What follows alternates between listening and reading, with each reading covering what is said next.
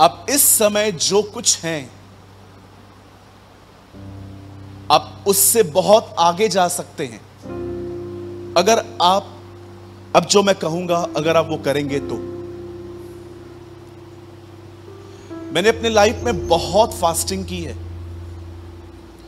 आप सोच भी नहीं सकते। मैं इस पुलपिट पे आपको बताना नहीं चाहता, क्योंकि इससे परमेश्वर की थोड़ी महिमा मनुष्य को मिलना शुरू हो जाती है। लोग हमें परम पूज्य या गुरु समझना स्टार्ट करते हैं कि ये आदमी बहुत आगे है।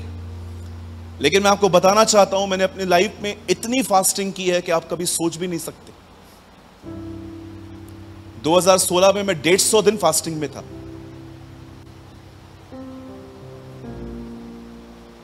मैंने बहुत दुआएं की हैं,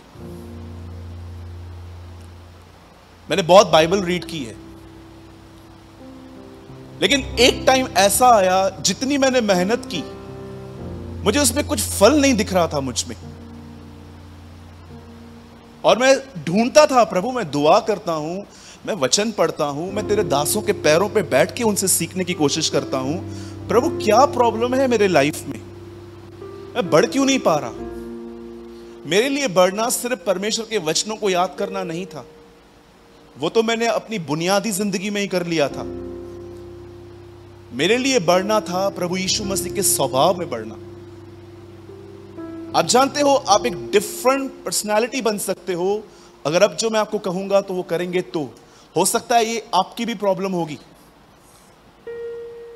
आप एक डिफरेंट व्यक्ति बन सकते हो, सिर्फ एक काम कीजिए, सही बातों को निहारना सीखिए। फिलिप्पियों की कलीसिया में दो बहनें थी, इनका आपस में बहुत झगड़ा था, ये एक दूसरे से बहुत जलती थी। पॉल ने लेटर में उन दोनों के नाम भी लिखे हैं। उस दो लोगों की वजह से पूरी मंडली डिस्टर्ब हो गई थी। और पॉल उस कलीसिया को कहता है, हे मेरे भाइयों, जो बातें सत्य हैं, मन भावनी हैं, भली हैं, पवित्र हैं, आदरणीय हैं, सुहावनी हैं, उन्हीं पे ध्यान करो।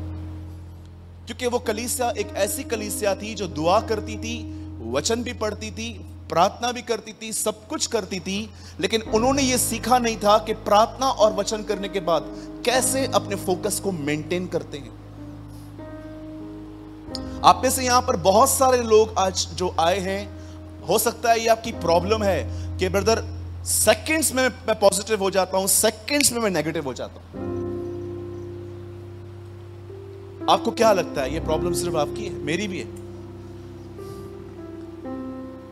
जॉइस मेयर कहती है, 70 साल हो गए हैं आज मेरी जिंदगी को आगे बढ़ते हुए, मैं आज भी इस तकलीफ से जूझ रही हूं।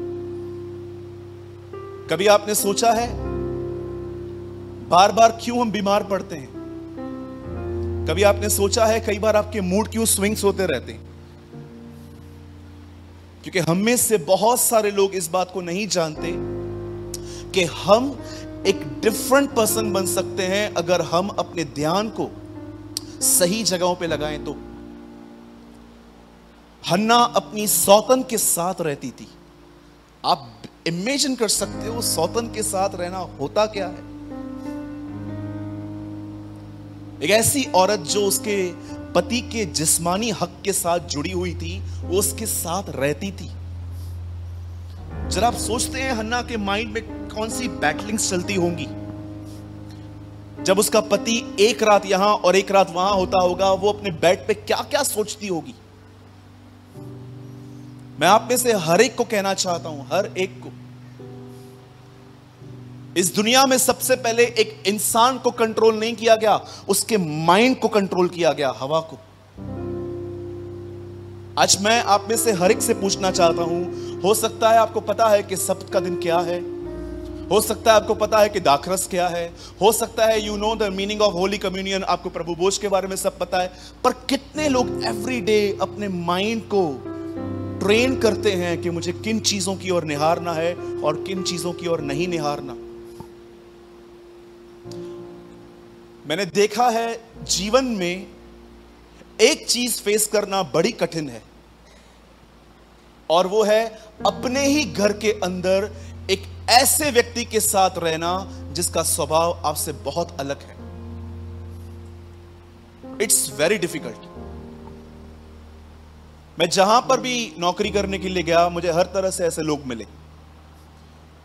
जब लोग मुझे कहते हैं भाई यहां पर बहुत प्रॉब्लम है, मैं I face so much politics, मैं यहां पर बहुत अपने काम की जगह पे राजनीति देखता रहता हूं, सारा दिन वोटिंग्स होती रहती है, कभी लोग मेरे साथ में हैं, कभी मेरे विरुद्ध में हैं, क्या मैं नौकरी छोड़ दूं? तो मैं उनसे एक सवाल पूछता हूं, क्या दूसरी नौकरी में ये सब ठीक होगा? ब्रदर मैं सोच रही हूं मैं ये शादी तोड़ दूं, दूसरे घर में जाएंगे, वहां पर आपको लगता है आपको एक अच्छी सांस ही मिल सकती है, एक अच्छा हस्बैंड ही मिल सकता है? यीशु ने अपने शागिर्दों को कभी भी तकलीफ से भागने के लिए नहीं, पर उसको फेस करना सिखाया था। उसने तूफान भी दिखाया और शांत कैसे करना है वो भी सिखाया उन्हें। ये कोई ऐसा वैसा तूफान नहीं था, याद रखिएगा वो मछुआरे थे, दे आर प्रोफेशनल्स, हर दिन समुद्र में जाते थे वो। अगर वो किसी तूफान को देख के डरे, इट मींस इट्स एक्सट्रीम, कुछ तो था वहां पर, अदरवाइज ये लोग नहीं डरते।